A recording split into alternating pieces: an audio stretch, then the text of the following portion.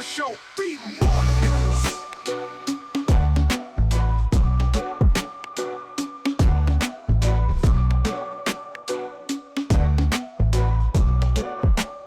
BMoreNews.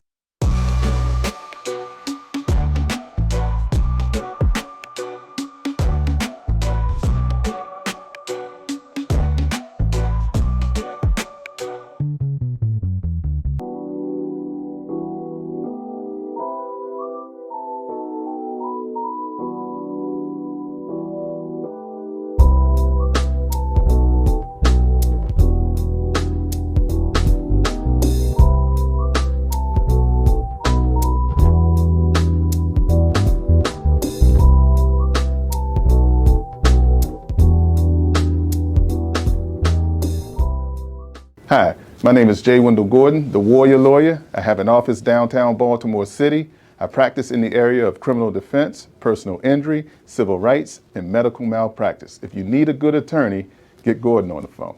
Thank you.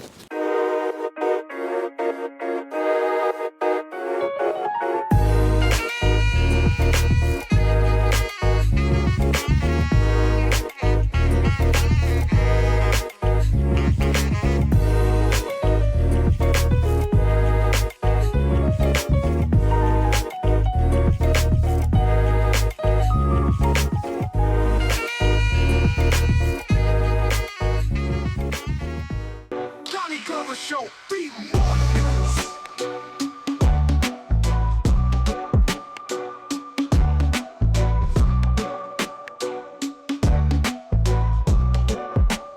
BMoreNews.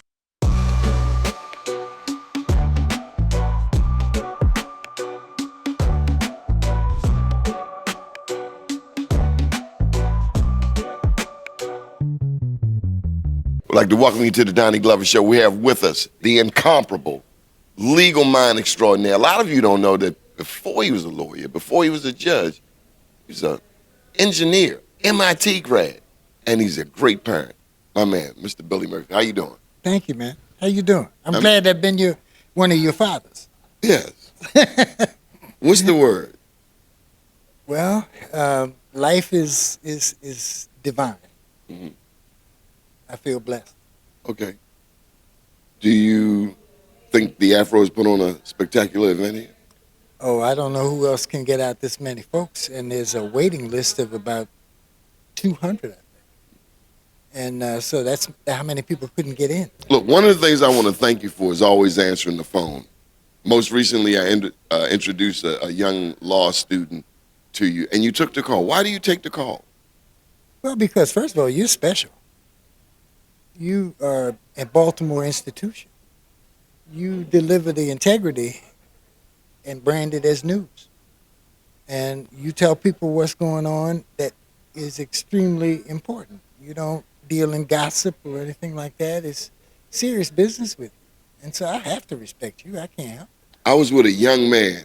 I don't remember his name, and he called you right on the phone. He called on a number I didn't know about. But you mentor young people.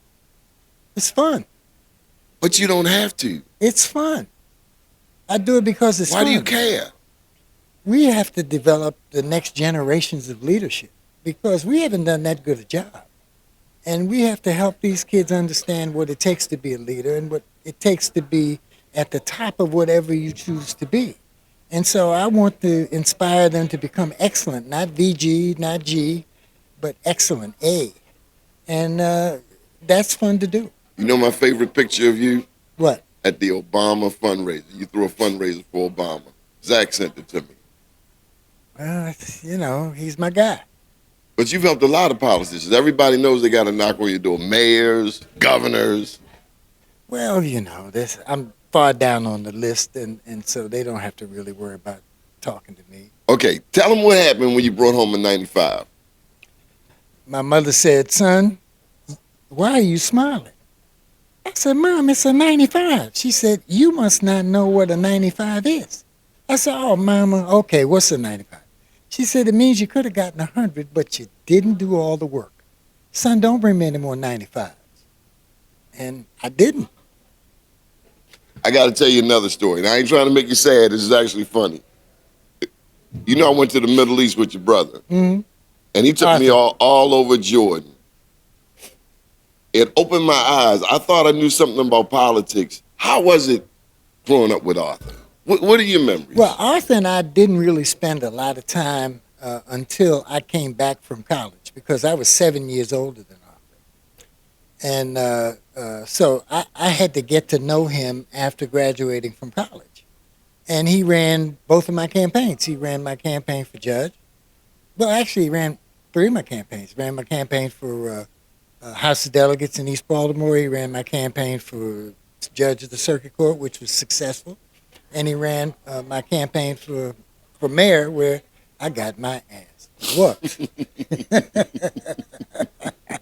So much for electoral politics. But You know, I like it behind the scenes anyway. It didn't stop you. Now, I got to ask you one last thing about the South African Reconciliation Commission that you were a part of. It was during COVID, I think, about 3 years ago. How meaningful was it for you to participate in something of international proportions? Well, it was a thrill. It was a thrill talking about the topics that they were talking about, and that's world justice, world due process, world constitutions, world statutory interpretation. And it was just a wonderful experience to deal with people. There were three of them who came from different countries, in different political cultures, different legal systems. And I learned a lot. I just want to take a moment and thank you, Mr. Billy Murphy, for your support of BMoreNews. You are my longest serving advertiser, 23 years. And I remember first calling you up from Coppin State. But I also wanted you to share a word of encouragement with our young people out there on striving to be their best. There are a few things that are vital to becoming successful in life. Number one, do all the work all the time. Number two, do it at the highest level of quality and excellence. Number three, don't be an Uncle Tom. Be out there as a warrior and fight for justice, because we're in a terrible era right now with Trump trying to take everything away from us that we've worked so hard to get and prevent us from making it further in life. And last but not least, be humble, be kind unconditionally, and show the love of God and spread that word. You know one thing I learned from you? But You taught me not to be a racist. I'm not a racist, but you love all people. yes, I do. I remember coming to you complaining one time about something one group had done, and you wouldn't let me walk away from that in hate. You insisted on love. Well, love is the only answer. You see where Trump is taking hate. Trump is taking us down. Trump is going to be a dictator. Trump is going to try to be a king. Trump loves dictators. He knows all the speeches of Adolf Hitler. He loves Orban. He loves Putin. He loves all the dictators because that's who he is. He's a dictator wannabe. And if we give him a chance to become a dictator, he will take it. And right now, he thinks he has a chance, and he's doing everything he can to become one. We got to stop him because it's going to ruin America.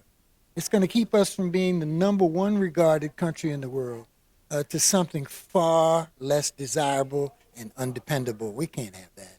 And people should know that. People should have the common sense to see him for what he is. He's a terrible human being. Terrible human being. He's going to try to take us down. Thank you for your time. You're watching the Donnie Glover Show. Stay tuned. Donnie Glover Show, BMoreNews.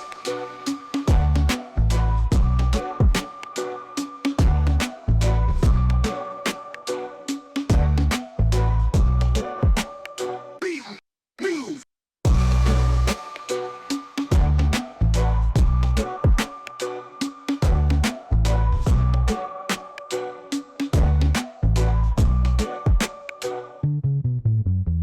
At Fulton Bank, we're personally invested in every community we serve.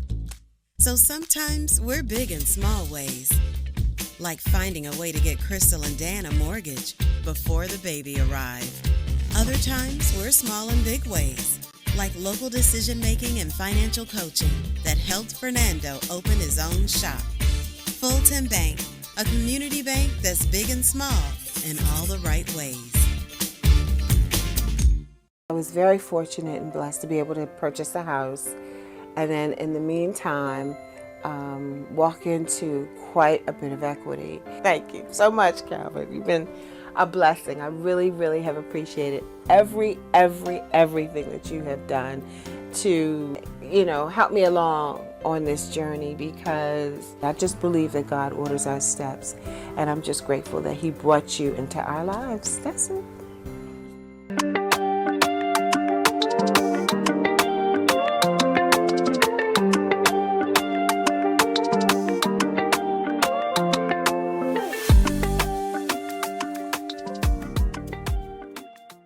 Donnie Glover Show, BMoreNews.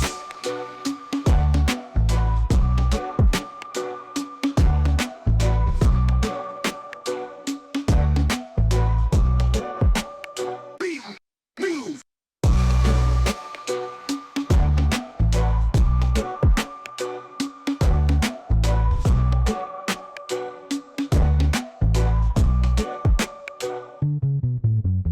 I'd like to welcome you back to the Donnie Glover Show. We are honored. We are superb. Ronnie, great job. We are superbly honored to be talking with the blackest mayor. Did I say it right? Yeah, bliggity black, blackity black, how you want to say it, Don. The Afro, a spectacular event. Absolutely. Who's who in Black Baltimore. But you're here. Yes, sir. How does it feel? It feels good. We just came out of a room full of black excellence in Baltimore in so many different ways. Communities like Kim Trueheart, legends like Dr. Daly, legends like Mayor Kirk Smoke, Dr. Herbrowski. You're talking about folks who have done so much for Baltimore and folks who continue to do great things in Baltimore, right? You had the gamut from young to old to middle-aged like myself, and it's just a great time for us to do that at this time when blackness is under attack yet again. I got a tough question. Yeah.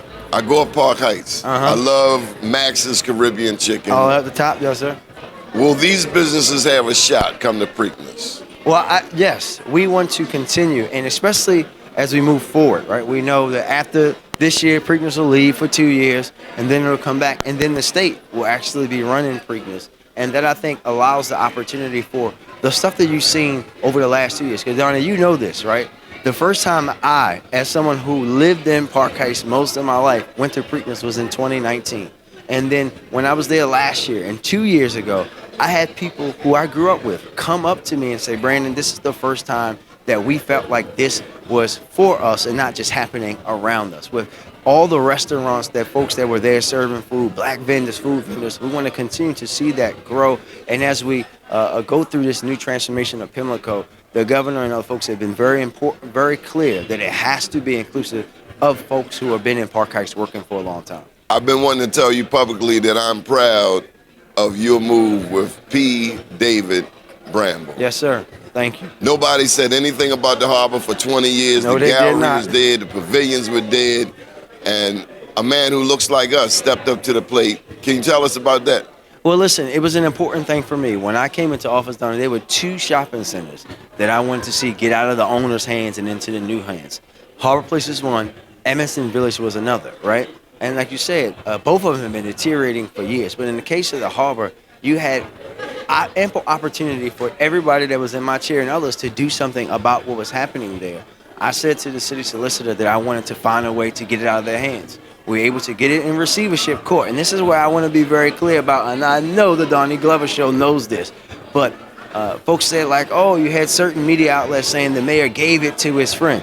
No, this happened in the court of law, in receivership court, where any and every developer had the opportunity to put in for the harbor. But Dave and his team were the only ones to do that, and they paid $3 million for it. This wasn't an old Schaefer deal where he gave it for free to one of his friends.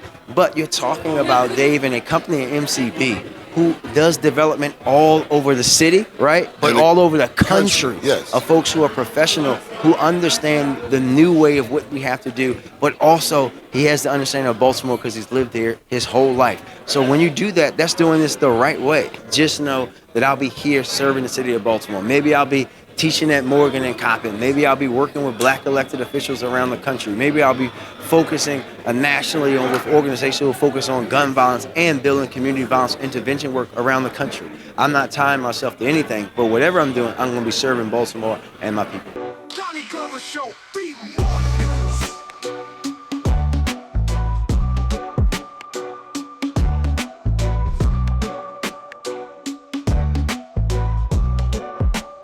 BMoreNews.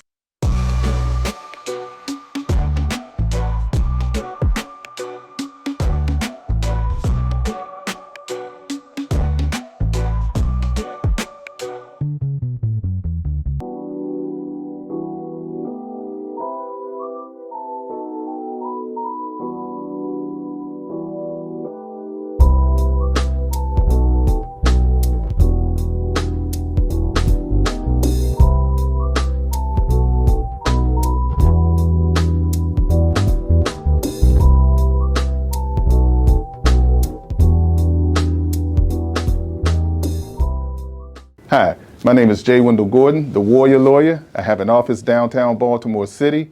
I practice in the area of criminal defense, personal injury, civil rights, and medical malpractice. If you need a good attorney, get Gordon on the phone. Thank you.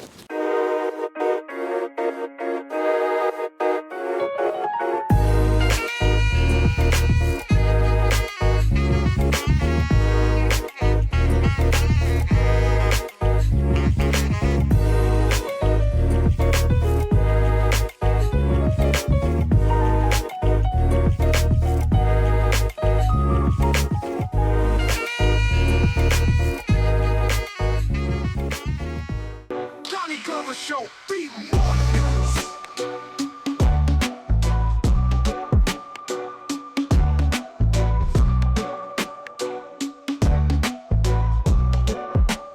BMoreNews.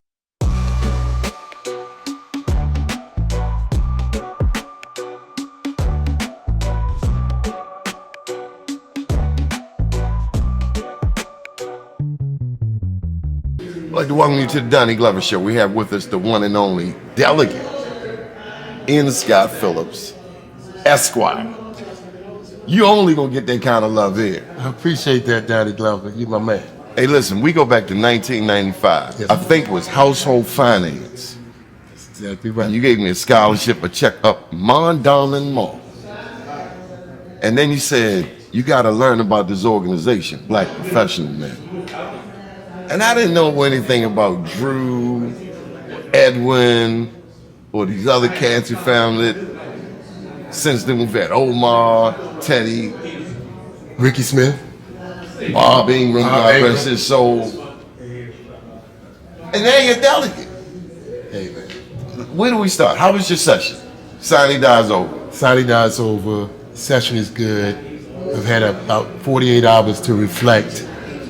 It was a tough session, but it was a good session.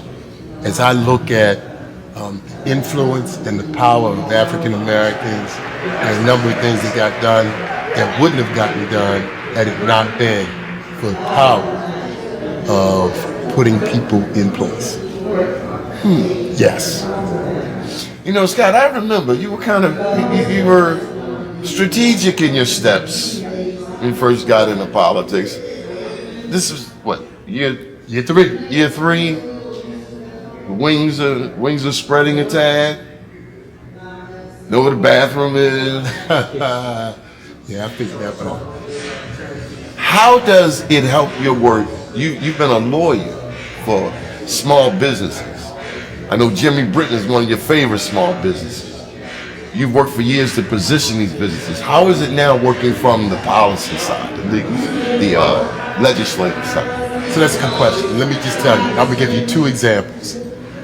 This year we were able to pass a bill that actually increases the power and the position and the opportunities for Ms. Bickford, for MMG, for Stanley Tucker, for Tim Smoot, because it allows them to make guaranteed loans similar to the A&M. That was a bill that I sponsored. Does that mean more people can get these loans? That's exactly right. Okay. Because Stanley's not giving up that money. No, we ain't giving money away. Yeah, he's not giving it away. This is a business proposition. Okay. Right? Okay. But we wanted to give them more flexibility to leverage a program that was similar to the 8A program, so they could go out and go to M&T, or they could go to Bank of America, and they could say, you know what, you're going to give the loan, we're going to guarantee it, just like the 8A. Okay. So you feel you able to do even more than just being a lawyer for these small businesses? You now can use Annapolis and that whole apparatus. Absolutely. The governor's procurement reform bill, that became a bill of the Legislative Black Caucus. That became a bill of the Legislative Black Caucus because we understood the components of that procurement reform would benefit minority businesses. Okay. Now I got to put this out there. Is MBE the only way you can help black businesses? Well, absolutely not. So we've got the power of the state purse, and we want them to look at businesses that are run and operated by black people. And so we're going to put pressure on the secretaries, on the procurement officials, with or without an MBE law. There's this famous story, if you will, right? And I heard Mayor Jackson down in Atlanta say this. Mayor? He said, if you want to build it, then you got to come through me, because I have the power of the curb cut. What's the curb cut? Any construction project, you got to get a curb cut, right? And to get a curb cut, what do you need? I need a permit. His whole point is, if I'm in charge, there are people that work for me that you're going to need to go through to get anything done. So as you're getting those things done, I'm going to be looking at how well you do when it comes to people that look like me. Okay. So if I have people in position, if I have the CEO of the airport, if I have the head of the Maryland Department of MBTA, the Transportation Authority, I'm expecting them to look at a project and say, are you doing right by the people who look like me? Okay, so that takes me straight on over to Sparrows Point and this thing that came out. I'm thinking about Senator Sid Norris and Carl Jackson. Yes, sir. I heard Senator Mary Washington. But then today, I was talking to LaFawn Porter, and he mentioned his Sigma brother. Yes, sir. In Scott Phillips. Now, I had to give him a little education, too, on the National Labor Union movement. I asked him, did he know about Isaac Myers at the bottom of Caroline Street? There you go. And that whole ship caulkers union, and then Frederick Douglass took over that, and then your frat brother, A. Philip Randolph. That's right. And you talked about the porters? Yeah. Porters? Yeah. Yes, sir. That's that whole National Labor Union movement. Yeah. The strength of the labor union movement, it's clear that it would never be as strong as it is today without the input from African Americans. Mm-hmm. We wouldn't have had a march on Washington without the union movement, particularly A. Philip Randolph. Mm-hmm. So when we fast forward to Trade Point Atlantic and the Black Yacht Club, Pleasant Yacht Club. The history behind that is amazing. About 10 years ago, Trade Point Atlantic began pressuring Pleasant Yacht Club. And they were trying to take about that, right? And I was made aware of it. I was actually the head of the planning board at the time. And so one of the Commodore, Derek Jones, came to me and said something. I said, let's go see Adrian Jones, who was then Speaker Pro Tem. We began asking questions in Trade Point, and they backed up. We're now 10 years later, another opening occurs, and they decide not only are they going to take Pleasant, but they're going to take North Point, the White Yacht Club, historically, and the Black Yacht Club, historically. At the end of the day, LaFawn did an amazing job of making us aware as elected officials that this was taking place. He really laid out the argument for why Trade Point Atlantic didn't have to do any of the things that they were talking about earlier. To the senators' credit, Jackson, Washington, and Sidney, right? they began applying pressure. As we should. As we should. This is 2025. Absolutely. I mean, you look at the history of how this yacht club was built, Sparrows Point, and you think about all of our They elders built it and with their hands, ancestors. got it? Yeah. They built it with their own hands. Yeah. So Trade Point Atlantic is on point.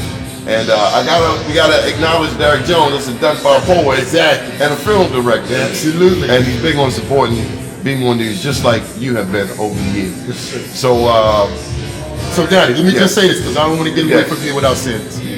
This legislative session was pretty powerful, right? What did the Legislative Black Caucus do? We got second look backs, which is an opportunity for brothers that have been in jail for 20 years to have their sentences reviewed with the potential of getting out. amen. Here we got the reparations study passed. The commission will be formed. We got that passed. As I said, we got procurement reform passed. I had to sit back and I had to think about it, right? Because when you're going through the 90 days, it's drudgery. It's hard. It's hard, right? But then you sit back and say, what's our impact? We got a budget passed that people thought at the beginning of this, it was going to be draconian, that everybody was going to be paying significantly more taxes. That's actually not the case. And we didn't take money away from our schools. We're still educating our kids. I had to think about it for the last 48 hours and marinate. I was at the Baltimore County School Board yesterday, and I'm supporting the Baltimore County School Board and the superintendent because I know how important our children are.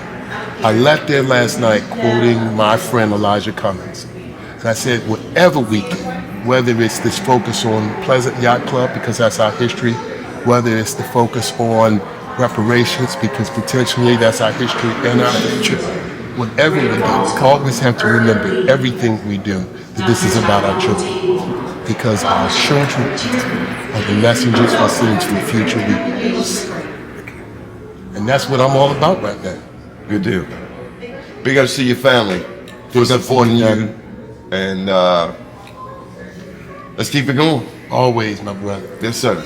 Always. 30 years, man. 30 years of friendship. That household finance. You did well, my brother. Yes, sir. You taught me well. Keep watching the Donnie Glover Show. We'll be back.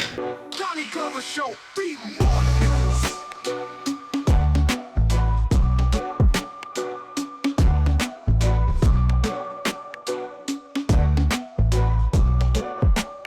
BMoreNews.